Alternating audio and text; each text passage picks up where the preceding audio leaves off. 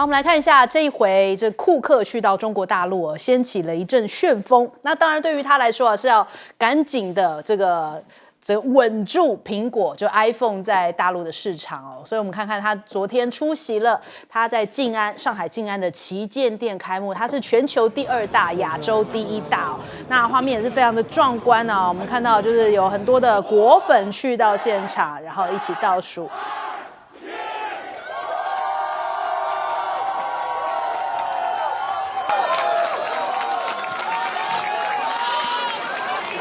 然后很多果粉哦，就争相要拍摄这个库克的这个照片，甚至还有人说啊，他是库克迷，排队排了2天2夜，为了要见库克一面哦。那当然，库克亲自到场呢，也是要这个用他的魅力攻势哦，来抢救一下这个 iPhone 在大陆的一个销量哦。你看到晚上7点开幕之前，其实广场周边都已经挤满了人群，而且很多人是挤不进店内的哦，所以现场还动用了很多的警力来维安。那我们来看一下，甚至还有果粉自制这个苹果头套，我们来看看。昨天晚上7点到这里，早上6点就过来了。上海特有的东西，小笼包、高达、东方明珠。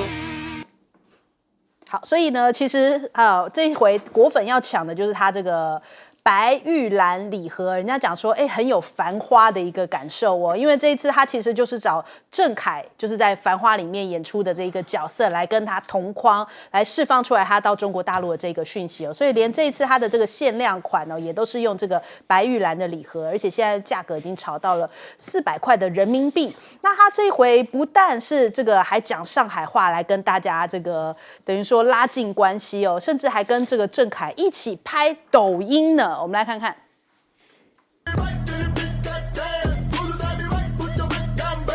经常庆功就能成功。Always party, always win. Cheers. 其实他也知道说这个抖音哦，可能在美国来说是一个非常敏感的一个平台，可是他却还是跟郑恺用这个方式来拍摄来宣传。那 CNN 呢就讲说，库克其实到中国是要展开他的魅力攻势，希望来挽救 iPhone 销量，但是呢前脚才去中国大陆，马上后脚。苹果的市值蒸发掉了1100亿美元哦，原来是美国的司法部哦对他提出了这个反垄断的诉讼，而且呢，这个美国司法部还痛批苹果是一家自私的垄断者，只愿意提供刚刚够好的科技，把消费者圈在这个高墙花园哦，就是封闭的市场。所以人家讲说，是不是因为他好像要跟大陆拉近关系，美国就重磅开始要打苹果呢？这个时间点非常的巧合哦。再来看看这个昨天这个库克跟很多的果粉见面的这个画面也被华春莹拿来对比一下哦，就说啊，你看库克周遭是果粉呐，这个来自中国大陆的果粉围绕着他，但是呢，周受之旁边是这些记者啊、议员啊，这样子围着他要攻击他。他说哪一个才是开放的市场呢？那另外胡锡进也提到，他说这就是中国，这就是上海，我们赞华为，支持荣耀、火小米，但是中国同时也有相当大的果粉群体哦，至少在这一点上面，我们把从打压中兴、华为开始，这个越来越变本加厉，像对中国产品有仇一样的美国政治精英们甩出了不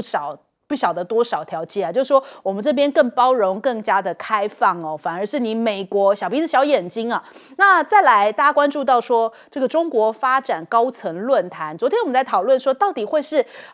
李强去还是习近平去呢？现在《华尔街日报》说，根据这个他们掌握到的一些消息，应该是习近平会亲自出席哦，而且会见到的就是来自美国的一些重要的，比方像是这个美中关系的全国委员会的会长欧伦斯，还有美洲贸易全国委员会的会长艾伦，当然还包含了库克以及黑石集团、辉瑞集团的一些高层啊，桥水集团的一些高层哦，都会来进行这个会晤哦。那可能也代表着中美关系要更像这种商业界或是民间的发展更加加深。那再来。美国现在开始要制裁华为相关的一些晶片产业，也就是它的供应链呐。大陆的商务部就说会采取这个必要的一些措施。这个华为遭到美方的制裁其实展现出非常强大的生命力，惊人的生命力。华尔街日报就分析从华为回归看出美国的影响力以及它的局限华为越是面对到严厉的制裁，那生命力展现的越强盛而且业绩还超出预期，显示出来现在美方对于中国大陆的科技产业制裁是存在有这个局限性的，没有什么效果啦。讲白话就是这样讲，只要中国大陆不愿意不惜代价补贴这个本土晶片产业，而且全球包含中国大陆本身、俄罗斯还有开发中的国家在内很大一部分的买家仍然热衷购买中国大陆的产品，其实你就很难以阻止中国大陆的科技进步。那现在美日的大厂虽然一方面美国在加强制裁这个中国大陆的晶片，可是美日大厂却还是要跑去上海参加这个中国的国际半导体展所以其实大家都看得到这个中国大陆的市场之大，谁都不想错过。那也当然包含了苹果、库克那首先我们来问一下亮哥，亮哥怎么看这个库克的魅力之旅吗？不是吧？应该是公关之旅。公关之旅就是因为这个时候刚好是美国众议院通过要打压抖音的时候，结果他去拍抖音。我觉得这里中国大陆的民众也面对两种矛盾的情绪啦。一方面苹果在中国的市占率渐渐不敌华为嘛，华为的手机在崛起，苹果现在在中国市占率跌破20%，那华为可能接近15%那搞不好到明年两个就倒过来了那另外一个就是特斯拉，特斯拉也在中国市场已经被比亚迪追过了，对所以这个坦白讲啦，就是美国2大品牌啦，就是我们讲那个终端的消费产品，美国大概最有名的就是苹果跟特斯拉嘛，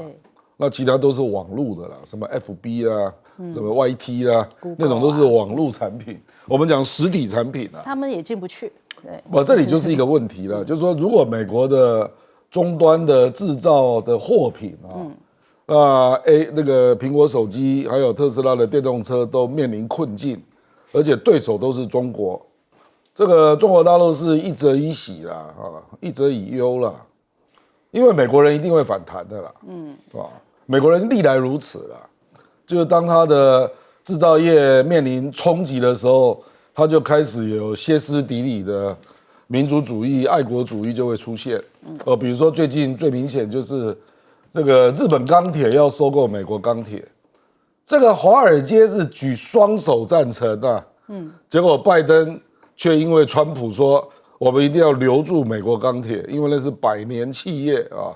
那结果拜登现在反对并购啊，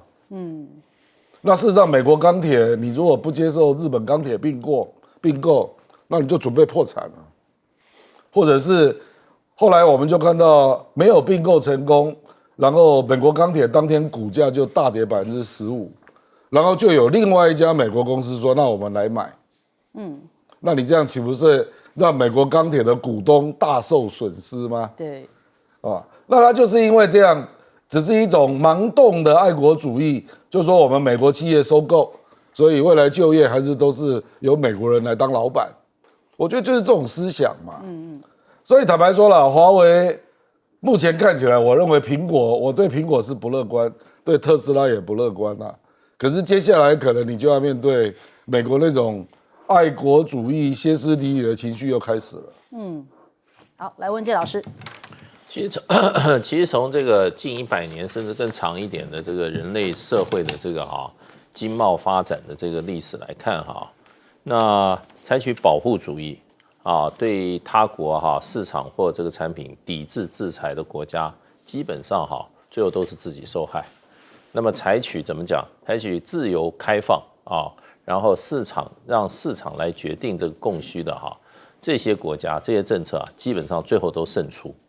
那我们看到了，比如说我们不要看太远了，比如说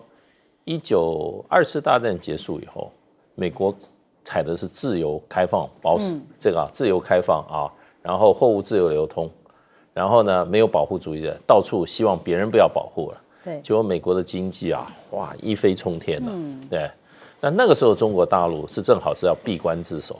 然后呢搞共产主义，然后呢这个一切都是计划经济，没有什么自由贸易开放的这种都没有，所以中国大陆的经济事实上的话，一直到改革开放之前是非常非常的差。那时候中国大陆的这个平均国民所得排在很多非洲国家的后面。同样的中国人，同样的这个祖先同样的有勤奋的传统同样的地大物博国家，当时搞成这样，对。那中国大陆改革开放讲的是什么？改革开放就是什么？自由开放嘛，对不对？开放市场，开放这些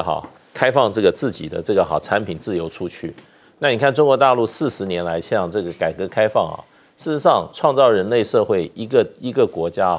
经济快速发展的奇迹啊。所以政策决定一切。可是美国现在呢正好相反，美国过去是主张自由贸易、市场开放的第一个领军的国家，现在它变成干嘛？搞什么？搞这个保护主义，搞关闭市场，搞制裁，搞抵制。所以呢，美国经济这样的情况下，我们照这个历史的规律来看的话，它正好步入了中国大陆当时1949年当时那个政策。所以这个哪一个地方有希望，哪个地方没希望，你就看这些会赚钱的公司的老板往哪里跑。你看看这个库克往哪里跑？库克在美国一筹莫展，他想到什么？想到的是中国大陆。那么中国大陆这个整个的社会是一个持续一个开放包容的一个怎么样？欢迎他，给予他的这个欢迎是这样子的热烈，就跟这个TikTok 的总裁在美国受到待遇完全不一样。所以我觉得真的华春莹这个贴图做的太传神了，而且里面的意涵讯息非常的这个巨大。那么这也就是今天为什么东升西降，原因就在这里。好，赖老师。是的，华为赢了这个苹果在全世界的市占率最高的时候，美国就找了一个国家安全的理由，就要打华为。那等到华为又这个是重新荣耀的归来然后又很成功的受到欢迎的时候，雷蒙多美国的商务部部长就恼羞成怒，恨到不行。他说：“我从眼睛睁开到睡觉都在想，还有什么方法可以把中国整死他现在连所有的半导体厂，只要帮华为生产半导体的，他全部都要制裁。这就是美国的政府再强调是美国的政府。比亚迪也赢了，成功了然后这个整个全世界它的市占率在电动车这部分是最高的，超过了特斯拉。美国就禁止它进口，而且川普还说，即使你在墨西哥设厂，我也要给你课100%的税你可以看到，这就是美国的政客，美国的政府。现在 TikTok 赢了 Meta TikTok 赢了 Meta 以后，你看看美国政府就逼着你这个赚钱的这一家公司你要给我卖掉，而且只能卖给美国人，你其他人不能买，中国人不能买那这是中国人的公司然后说你只有美国人才能买，然后一定要把你打压掉，不然的话我就把你关掉。这就是美国政府，美国的政客，他把美国人的脸都丢光了。美国的企业家其实还是有他的竞争性，还是有他本身的这些认为说不能够采用这种一面的打压，采用这种限制。目前看起来是中国大陆的领导阶层，像习近平，他还是持续走他的政策，也就是跟美国的人民直接接触，跟美国的地方政府直接接触，跟美国的企业界直接接触。那看看嘛，久久为功，再走一段时间以后，看看会不会产生什么样的变化。好，我们先休息一下，广州忙回来。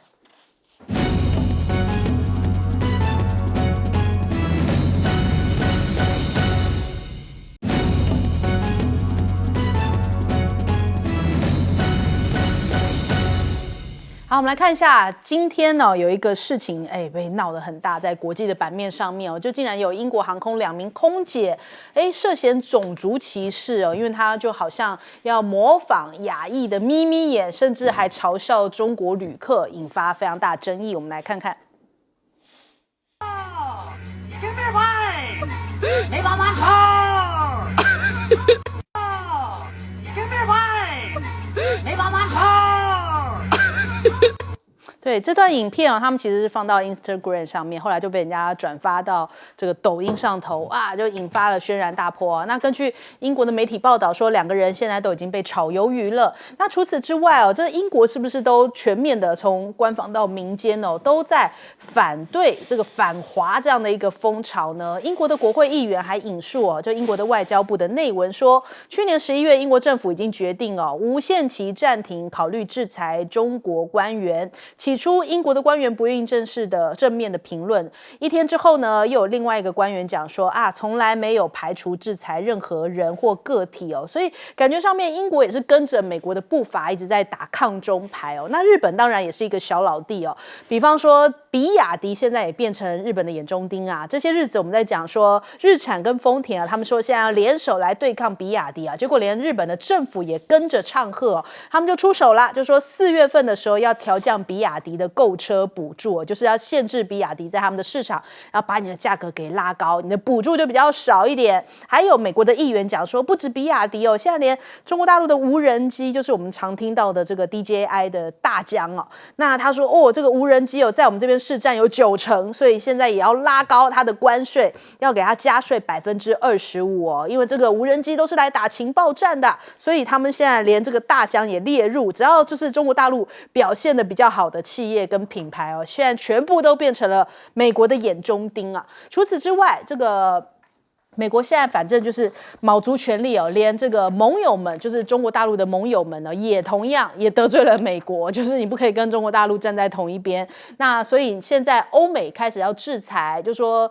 施加非常大的压力到中国大陆的一些银行希望他们不可以收这个俄罗斯企业，就是用这种人民币来付款。所以克宫就抨击这些西方国家就对于接受俄罗斯付款的中国银行施加前所未有的压力那导致他们现在有一些跨境上的交易，就是不想要你跟中俄你们之间走太近所以开始用这种间接的方式阻止这个中国大陆的一些银行跟俄罗斯用人民币来交易。那就连这个金宇镇的一个手提包迪奥，他都要开始在讲说，这迪奥不是不可以卖到北韩吗？怎么会金宇镇提的这个包包？然后就开始讨论说这个包包到底是怎么样子。那这个迪奥就说没有我们是严格遵守规定的没有对北韩销售这个奢侈品那到底是怎么样？那如果是假的话，这还有什么好讨论的？那如果是真的，人家不能请人家帮忙带货吗？就是这个到底为什么需要特别来讨论？总之呢，就是要找茬还是找麻烦，就是连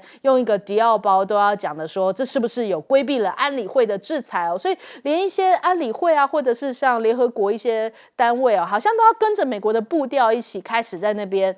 围堵这个中国大陆，甚至他的一些盟友嘛。那他是不是想要借此来牵制呢？看到了这个为了牵制俄罗斯跟中国大陆驻韩的美国司令，那他们讲说在韩的美军必须要维持现有的兵力因为他们说要大概28500人左右的一个兵力才能够对于俄罗斯和中国产生制衡的力量。那另外他们现在还要发行新的这个美债就说要援助乌克兰。我看这一阵子中国大陆就减持美债啦，就刚好这个时间点你是要援助乌克兰，那他们就说要动用被俄罗斯冻结的一些资产来发行这些美债。那因为是不是对于乌克兰来说要再挤出那么多钱很困难所以只好用这种发债的方式，大概至少发500亿美金。那另外乌克兰现在告急，因为俄罗斯弹袭首都基辅这消息呢是在星期4的清晨，然后他们对于这个乌克兰首都基辅发动了一波的飞弹的攻击。俄罗斯的副议长讲说我们现在甚至不排除要用核武来轰炸巴黎。为什么呢？因为马克龙不是秀肌肉吗？说要不排除出兵乌克兰所以他们就直接讲说我们现在也在计划啦，我们要出兵嘛，那我们也不排除用核武来轰炸巴黎那巴黎要办奥运，现在恐怕很担心所以俄罗斯也是反击美国，不假辞色。我们来问一下亮哥，亮哥怎么看呢？这个中国部分银行这个暂停以人民币跟俄罗斯做贸易结算这个主要是小型的银行比如说平安银行、宁波银行，这里还列出的是长城、华西银行跟浙商银行那还有什么广发银行啦、昆山的农村商业银行啦等等啊。那我觉得主要是这个一定会加速俄罗斯在今年8月金砖会议推这个非美元支付了。你等于是逼我走没路了嘛。对。那为什么这些银行会被那个美国施压？他怎么会知道呢？我觉得他一定是看你的财报。然后你的总营业额最后还是要总归户嘛。那我觉得这个可能这个部分有一定的占比啊，所以你就会被抓到。不然为什么大银行他没有去抓呢？中国大陆的大银行事实上，我相信跟俄罗斯交易更多啊。那美国为什么不去抓啊？所以我觉得这个恐怕会加速中俄双方来找适当的交易的模式啦。就是以免以后被你又抓到啊。这个事实上今年啊，如果非美元支付推出啊，那就意味着我们这个世界的贸易会有越来越大的比重，不是美元或欧元嘛。那 SWIFT 的记账就会越来越有一个黑洞啊，就是它不容易抓到了啊。那我觉得这个就是刚开始了。那这件事情一定会加速俄罗斯在这个方面去做努力了，因为它被欧美制裁，我看还会好几年的时间呐，因为俄乌战争也不会那么快结束啊。那欧美对它的制裁，比如说那个欧洲现在还在考虑要不要把俄罗斯存在欧洲的钱的孳息啊，把那个孳息大概30几亿欧拿去给乌克兰买武器啊，就到现在还在搞这种金融战争啊。那更何况是支付的部分啊，所以我觉得今年俄罗斯一定会用它的力量啊，要去统合各国的既有的支付体系啊，然后来弄出一个非美元的支付系统啊。那我认为印度啦、伊朗啦这些国家，还有巴西啦，应该都会加入。那这个没办法，就是你有这种政策，我就有对策了。对，那不然俄罗斯就只能以物易物啦，那这个当然会造成极大的麻烦啦，不过我觉得这个坦白讲，真的是第一次看到这个连中国的银行都会受到压力，所以你就知道美国的那个作为金融霸权是完全有它的本事了，它竟然还可以找到你这个支付的管道了，然后基本上你可以发现它的诊断是正确的。不然为什么这些银行会感受到压力？所以美国这方面的本事还是蛮厉害的。好，来请教赖老师。英国航空公司的空姐做了这些动作，只是显示自己的无知啊，还有显示自己的可笑啊。因为你对于族群进行讽刺、进行调侃，其实只是在调侃你自己。也就是说，你是一个如此无知无识的人。你是一个如此不懂得尊重别人的人，那只会让自己更显得自己低坐、自己下坐这样的一个情形，我觉得很可悲。其实我们长期在国外生活，我们其实外国人看多了，他们2个眼睛长一样的不容易啊，鼻子长直的也不容易啊。你真的在那边生活，你会发现他们五官长得好的、均匀的不容易。过了50岁以后变个样子啊，您看看就知道了。所以我觉得。其实我觉得反而我们华人啊，到50、60岁的时候还是美得不得了啊。然后你看看那个外国人，那个50、60岁的时候，其实40几岁可能就已经变个样了啊。所以我觉得对这些人有时候笑一笑就算了啊，因为实在是可悲。那他们公司为什么要赶快把他 fire 掉？很简单嘛，因为以后大家不搭他们的飞机，那他们的本身的营业就会出问题嘛。而且很多人认为你本身这样子一个嘲笑一个族群，就等于是。这违反了人权，这样的一个情况又跟你们英国的政策相背离，所以欧美的人不要在那边搞2套标准，大家都很烦啊。我觉得现在的情况是，俄国跟中国大陆在6月他们的金砖会议中会有什么样的重大的一个决定？因为目前传出来，普丁也表达有意愿，说5月份的时候，因为5月7号他上任了，然后他第一个访问的国家。很有可能会去中国大陆，那他就有特别谈到他跟习近平之间的关系啦，还有中俄之间的关系。我们的估计啊，俄国在这一次金砖会议会推2个重大的政策，一个就是金砖国家内部本身自己用本币交易。那金砖目前来讲已经占全世界40%多，它的 GDP 以平准购买力来讲已经超过 G7， 所以它的经济体已经超过 G7， 国土面积又大，人口又多。如果这些国家已经做了一个共同的联合声明，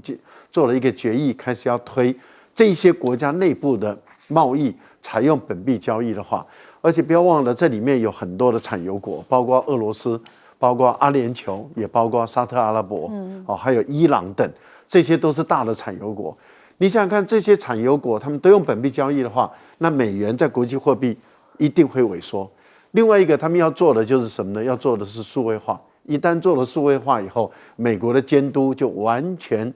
监督不了了。这个又是一个划时代的一个大事。好，请教介老师。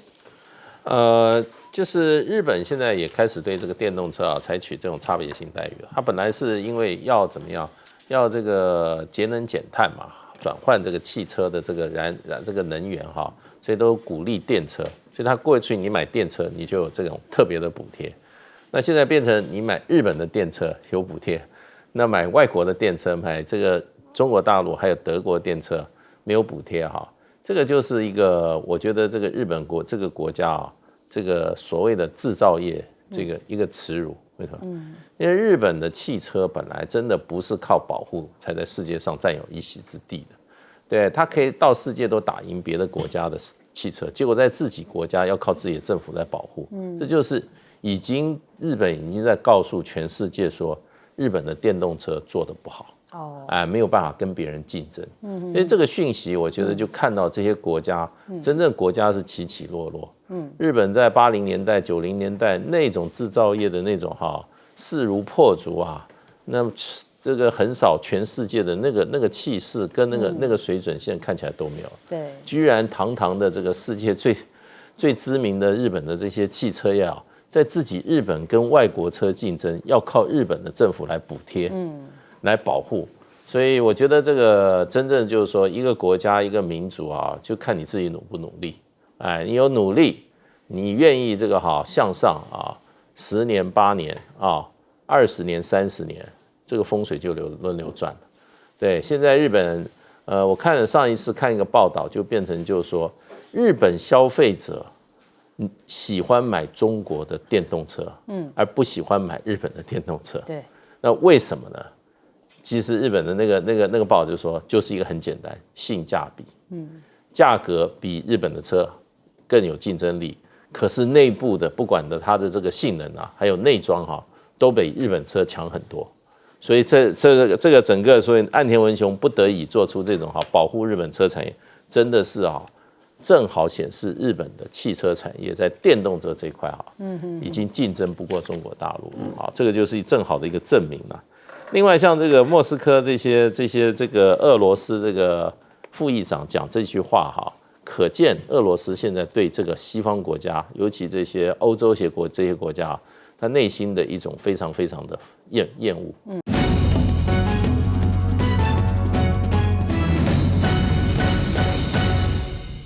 好，欢迎收看《新闻大白话》，我是主持人翟轩，马上来欢迎一下这个阶段加入我们讨论来宾，耶鲁政治学博士郭正亮，大家平安。前大使谢文吉，翟轩好，各位朋友大家好。国际事务专家赖岳谦。主持人好，各位朋友大家好。好，来关注这个大陆有20架的战机在夜间出海，那国防部也证实这个消息就说有9架飞机是这个双箭头逼近，距离基隆大概只有42海里那他们是有超过了海峡中线以及延伸线不寻常的是，其中有5架的战机是逼近了基隆的北部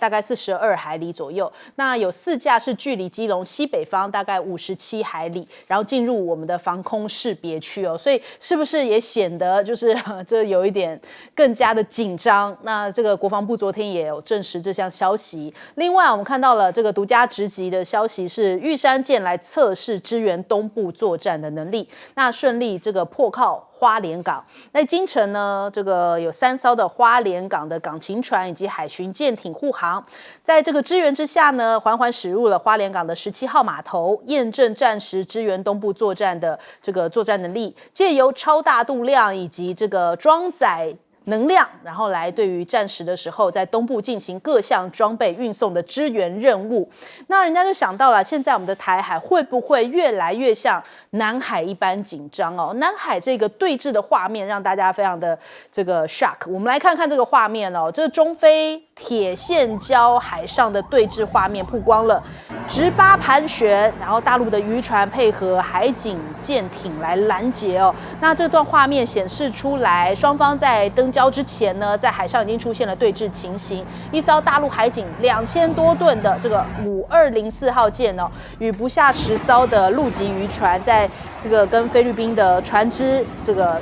相遇的时候，他们在他们周边围堵哦。那空中还有直八的直升机在盘旋戒备，情势感觉上很紧张哦。也就是说，这个南海的紧张，现在大家也很担心，会不会这个今日南海，明日台海啊？这个紧张是会蔓延开来的哦。还有这个中美战线现在跨出了第一岛链吗？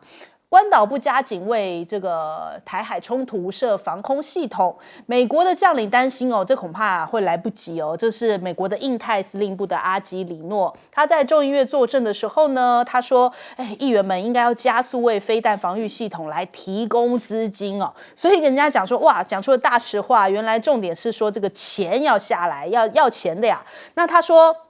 中方在2025年会武统攻台，轰炸关岛。那当地的美国的公民还有部队可能会暴露在攻击之下，我们必须要加速，这需要在2027年以前就来准备就绪。就连英国的外相卡麦隆他也提到了，现在仪表板正在大闪红灯哦。他指的是说，如果台海封锁的话，恐怕会导致全球的经济灾难。如果台海的周边出现了封锁的情况，那这不仅是对台湾，对全球经济也会将造成彻底灾难性的效应。但是讲到这个封锁，我们刚刚一开始讲到的这个20架的战机夜间出海，是不是就开始已经是一种封锁的演练了呢？这大家开始有出现这样子的一个联想跟担忧哦。那到底现在我们的金马上面，金门呢上面是不是有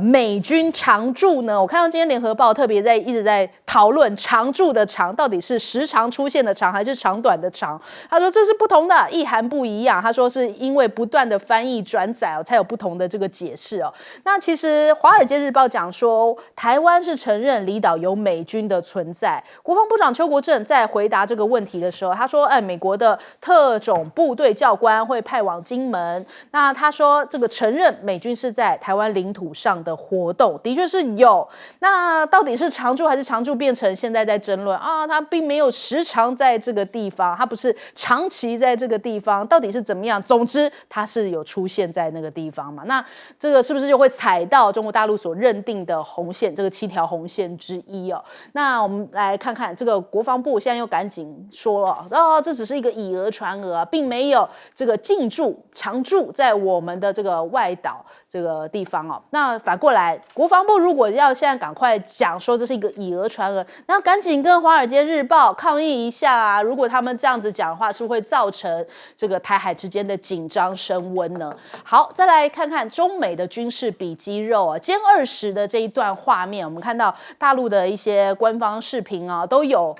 公布这一段影片。我们直接来看，这个是央视的军事啊，它近日披露出来说，解放军在这个王海大队刚结束训练，便收到外国军机逼近中国领空的消息。那由训转战的这个多架歼20就接替升空。那我们看到这个飞行员也提到了，他说外国的军机还想从气势上压我们一头，但解放军做出了左急转这些高难度的动作，经过几次的交汇之后将这个气势转化成了胜势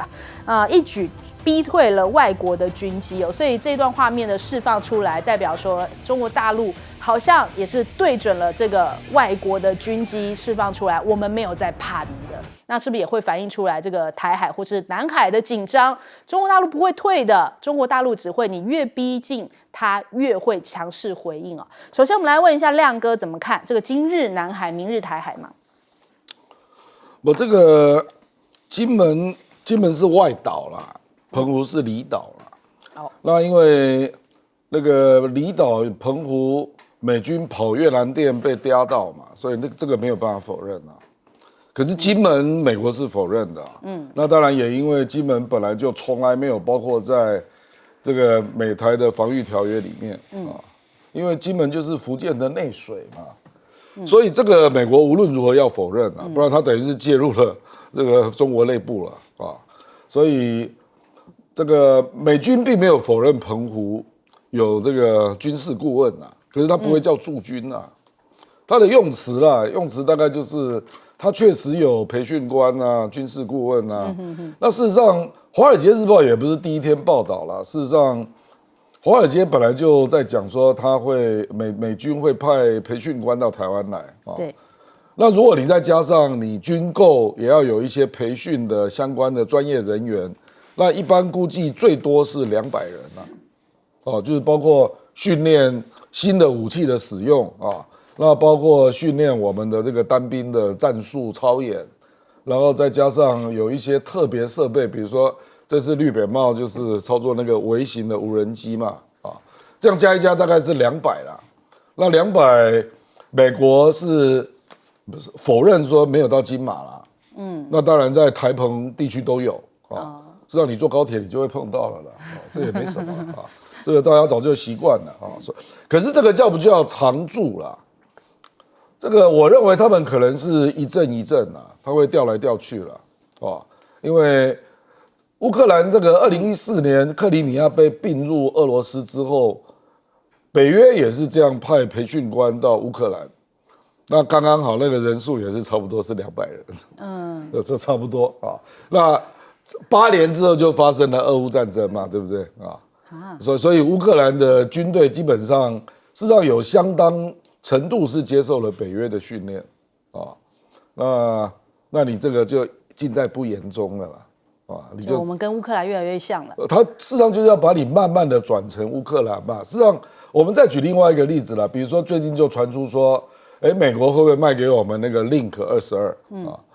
，Link 22就是北约的只管通勤的连线系统。那结果目前还没有到那个程度，目前是卖 Link 16啊，可是大家都认为 Link 22是早晚的问题啊。那如果卖给你22，那基本上我们就跟北约的只管通勤就全部连在一起了。那可是这个也会造成另外一种效果，就是台湾的作战的指挥权可能就不一定是在台湾了啦。因为到时候你需要美方去帮你定位共军的位置。因为我们没有这个能力啊，他可能要综合日本啊、美军啊各种情报啦，然后来定位共军的位置。因为我们往往是共军很接近，比如说接近西南海域啊，或者在东部海域，已经接近过中线，你才会发现啊。那可是之前呢？之前可能美军就要帮你做定位，这个你不觉得也跟乌克兰一样吗？所以乌克兰不是有很多就打到了俄罗斯的目标，所以你从很多方面来看，事实上，他真的就是要把你变成乌克兰第2啦，这非常明显啦啊，包括那个城镇战的训练啊，然后包括希望你的兵员能够增加，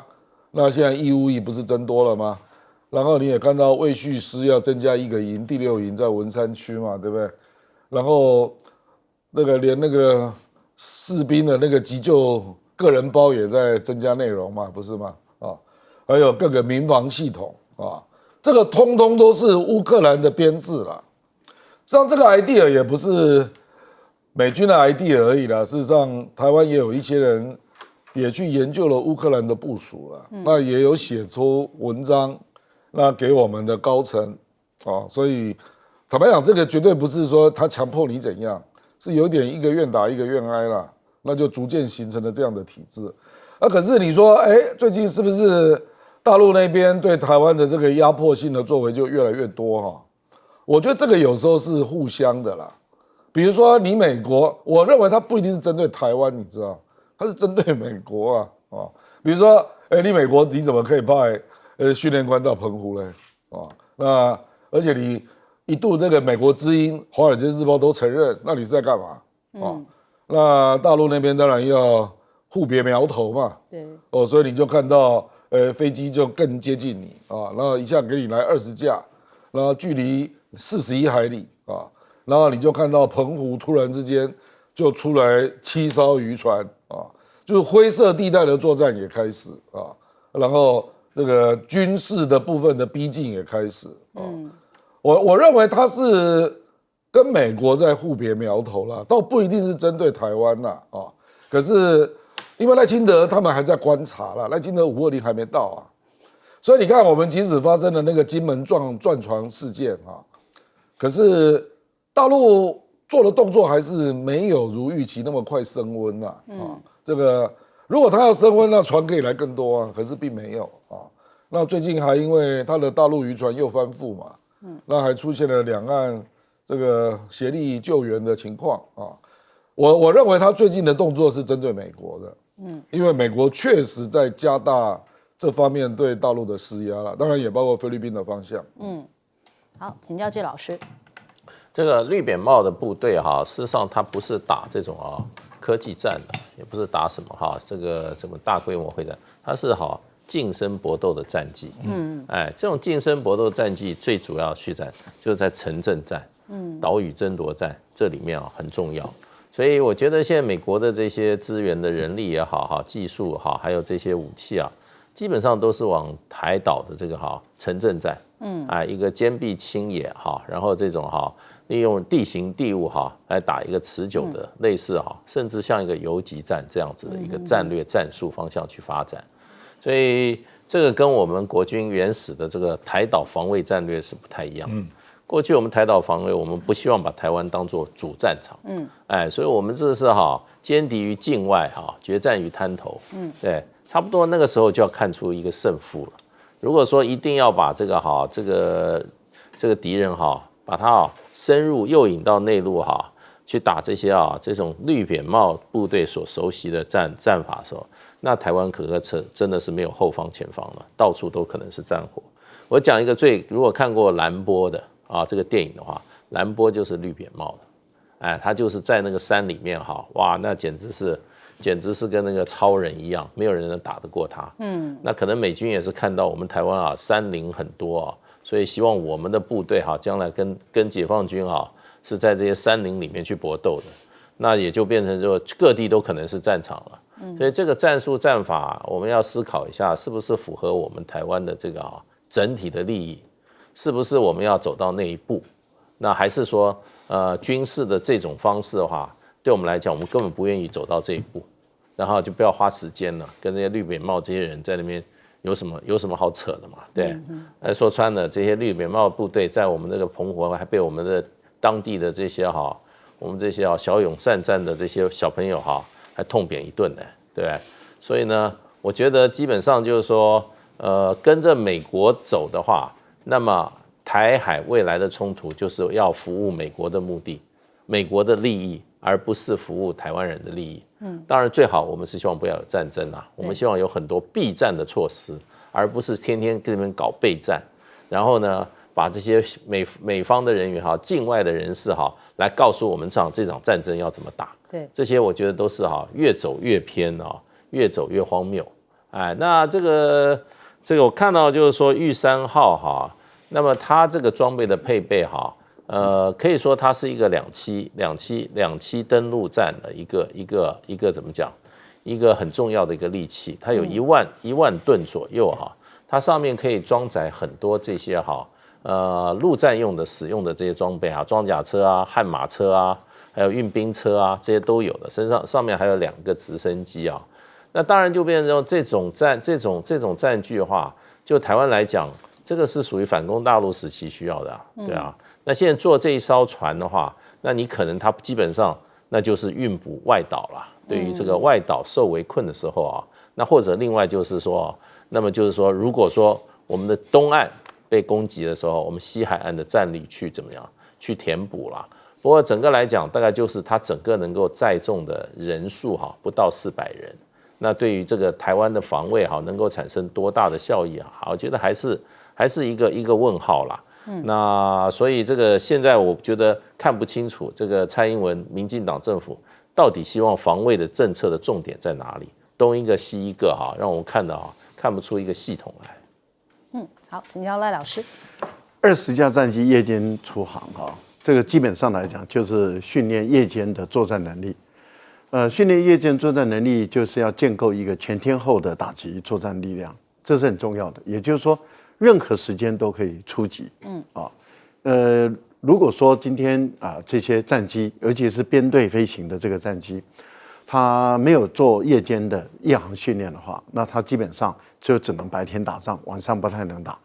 可是当他夜间多超次几次以后，他就建构了这个能力，就证明了他白天晚上什么时间他都可以打仗。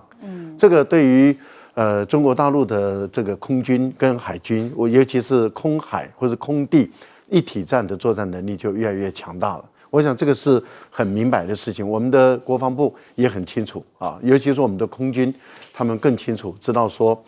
当他们的航母夜间也起飞也降落，那航母也有这个夜战的能力，然后地面的这些空军基地也有这个夜战的能力，这代表这个强度是越来越大了。看到南海的问题，我想观众朋友已经可以很明确的感受到，中国大陆在执法、在驱离菲律宾的船舰的这个部分，它的力道越来越强，而且呢，它的这个武力越来越强大，而且很明显的，它掌握到菲律宾的动态的能力是很大的。它的直升机可以马上过去，它的战舰可以过去，海警船可以过去，然后这些渔船都可以去搭配。